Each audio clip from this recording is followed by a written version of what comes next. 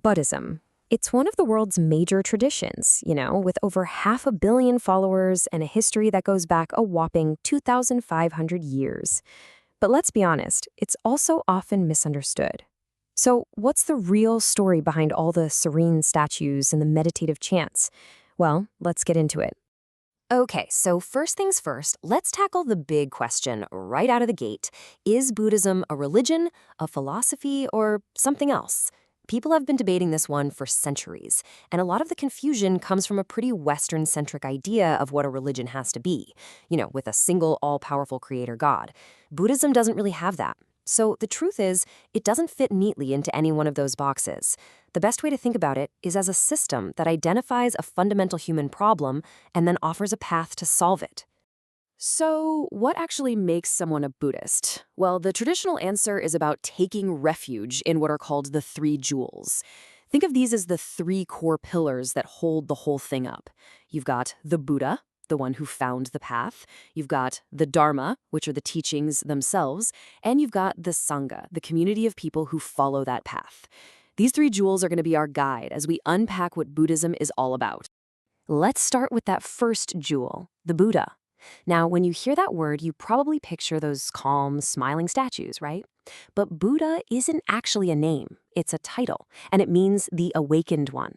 It refers to a real person, a man named Siddhartha Gautama, who lived way back in the 5th century BCE in what is now Nepal. And his story, well, that's where this all begins. And what a story it is. Siddhartha was born a prince, living this incredibly sheltered life of pure luxury. His father literally tried to hide all the world's harsh realities from him. But when he was 29, everything changed. He snuck out of the palace and saw what are now famous as the four sights: an old man, a sick man, a dead body, and a peaceful monk. Can you imagine the shock? Seeing that for the first time completely shattered his perfect world.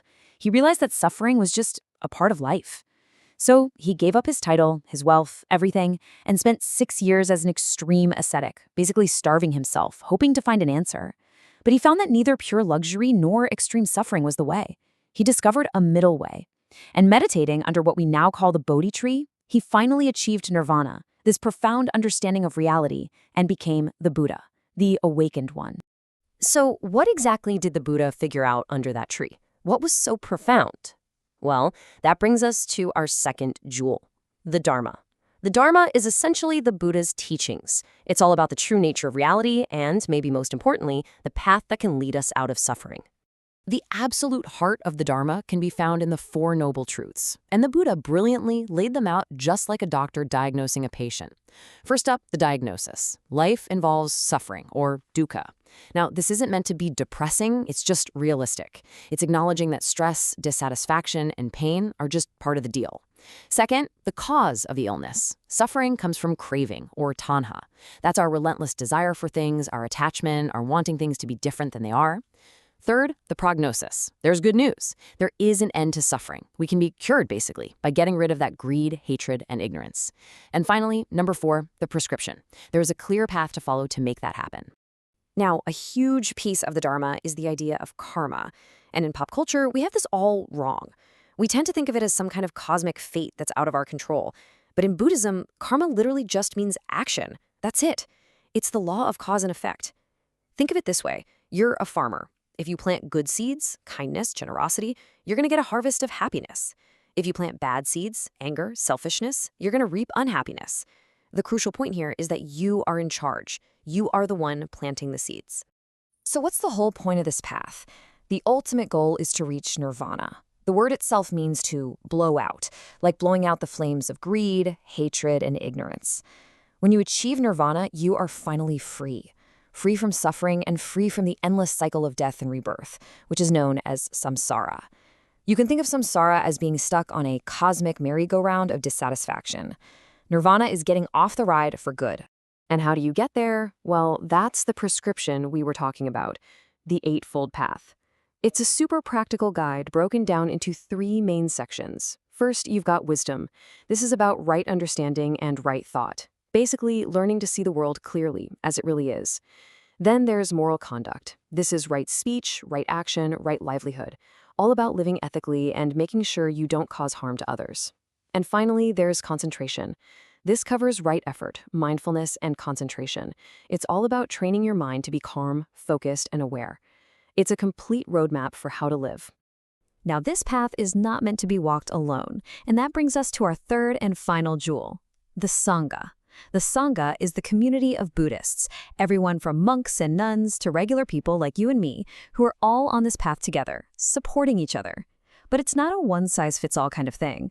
The practice can look really different depending on who you are. And that's because Buddhism teaches what's called a graduated path. Honestly, the easiest way to get it is to think of it like a school. For the vast majority of followers, lay people with jobs, families, and busy lives, the focus is often on generating good karma. You know, being a good person, being generous, with the hope of a better rebirth next time around. But for the monks and nuns who've dedicated their entire lives to this, it's like they're in grad school. Their focus is on much deeper practices, like meditation, to aim for enlightenment directly. The whole journey is seen as something that can take many, many lifetimes to complete. This kind of diversity is also reflected in the three main schools of Buddhism that developed as it spread across Asia. You've got Theravada, which is really common in Southeast Asia. It's often seen as the most traditional school, really focused on an individual's path to enlightenment, usually through monastic life. Then there's Mahayana, which you'll find more in East Asia. It introduced this amazing ideal of the bodhisattva. That's an enlightened being who actually chooses to keep being reborn to help all other beings achieve enlightenment.